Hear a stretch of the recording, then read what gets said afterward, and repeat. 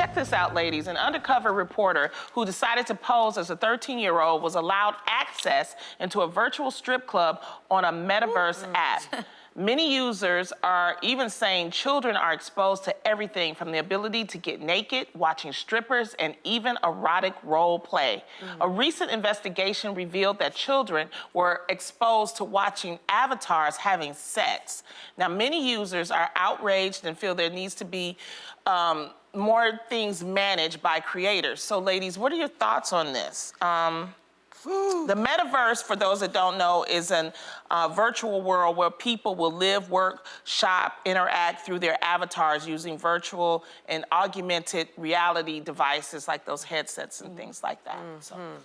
It's dangerous. Yes, it is. It's really, really dangerous, and I don't know how we can control it other than, I don't even know if they have parental controls for those particular devices, and I just bought them for Oliver's kids for Christmas. And now I'm rethinking it because I didn't understand that. I thought there were certain things you could see, but you couldn't see everything. And now this is really scary. And you can also go into a universe where you can talk to grown men. Yeah, while and the kids avatars don't have ages. They can look and pretend to be any age, and that becomes really scary.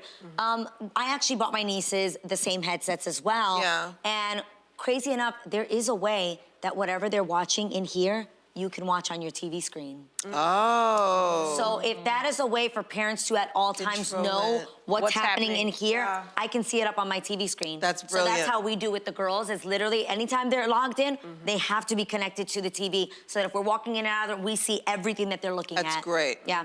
And I'm sure that there's something in the apps, too, that you can look at controls and things like that. I don't know enough about I don't know enough about it, which is what's scary, right? Well, that's what creators kind of count on, that people don't know enough. So by the time they've sold so many of them, then people can say, oh, but this doesn't work and this doesn't work, and then they have to put some sort of rules or guidelines in.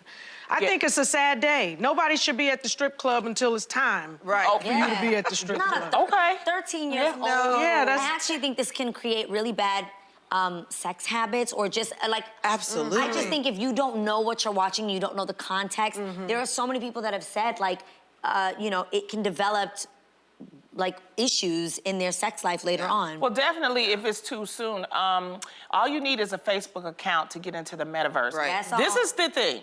Congress is going to have to take action on this because we have to protect our children. Now, they do say that it is not recommended for children under the age of 13, but there's no way to, you know, they have to put in measures to stop that because this is just like a public safety issue. So they'll do that. Wow. Up next, I came across a recent online discussion where one user posed the question, do you hate when people give you unsolicited beauty advice? So ladies, has anyone ever given you unsolicited beauty advice?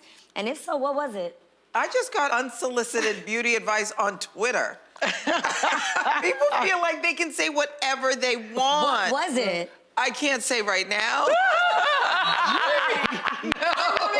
It was something about my hair.